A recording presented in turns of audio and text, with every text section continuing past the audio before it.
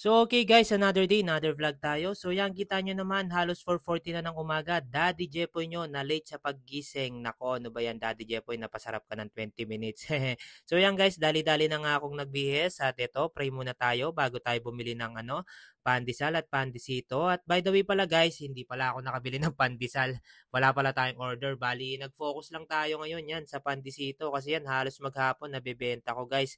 So ito, fast break ulit tayo. Nandito na ako sa bahay. Kita nyo naman, ako lang mag-isang nagdidiskarga kasi tulog pa yung nanay at tatay ko. Ito, syempre after nun, kailangan na nating punasan yung ating freezer guys para naman, mailipat na natin yung yelo doon. At yun pala guys, napakabenta ng yelo ko ngayon at saka ng ice cream tsaka yung mga cold beverages. Pinag-aaralan ko nga paano ako makakapagtinda ng ice cube kaso yung freezer natin kasi laging busy yan at para sa akin maliit pa. So, kailangan nating dumiskarte ng bagong freezer. At eto, guys, kita nyo naman yung chiller ko din, hindi ganong lumalamig yan kasi nga sobrang init. At eto, dumidiskarte ako lagi yan, nilalagay ko sa freezer yung mga ibang soft drinks, lalo na yung mga fast moving guys, yan, di ba? Konting tip lang yung guys para mas masarap ibenta, kaya lakas ng benta ko. Ang ginagawa ko rin, pag may bumibili, agad kong pinapalitan. Yan. So, after nun guys, eto, nandito na pala ako sa pagkakape. Ang dami na natin natapos. At ayan guys, kita nyo naman, Daddy Jepo nyo, sinusuot na yung contact lenses niya kasi nga, Sabado pala ngayon guys. Yan. So, fellowship basketball tayo ngayon. Yan, kita nyo naman, si Boy Negro, wala na suklay-suklay. Nangitim na talaga kakamotor. Pero okay lang yan kasi nga, hindi pa ako napapakain ng puti ko, hindi pa tayo artista. At ito, naramdaman ko yung gutom guys. Nakabili lang ako ng taho. At ito, nandito na tayo sa basketball court guys. Yan, kita nyo naman.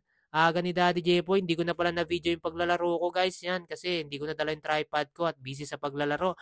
At ayun, pagbalik ko nga sa bahay, ayan, dali-dali nang inayos ni Daddy Jepo itong mga biscuits at snacks. At syempre, nilinisan ko na rin yung ating istante guys. Yan, kasi nga for today maglilista tayo ng mga kailangan nating bilhin. Actually guys, halos 4 days din akong hindi na malengke at ng grocery kasi nga halos napuno ko yung tindahan. Actually hanggang ngayon puno pa naman yan. Naparami yata yung stock ko dahil sa sunod-sunod na pagbili ko ng mga stocks. Meliglo, halapin kayong Kapampangan. At ayan guys, kita nyo naman, inaayos ko muna yung mga item bago ako maglista para well organized. Yung paglilista ko pala guys, naka-by category yan. Konting tip sa inyo.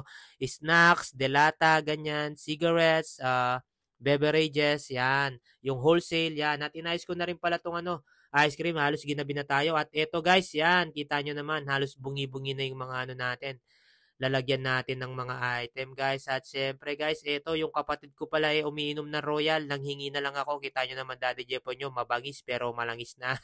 Syempre, finger heart kayo sa akin. Bye-bye!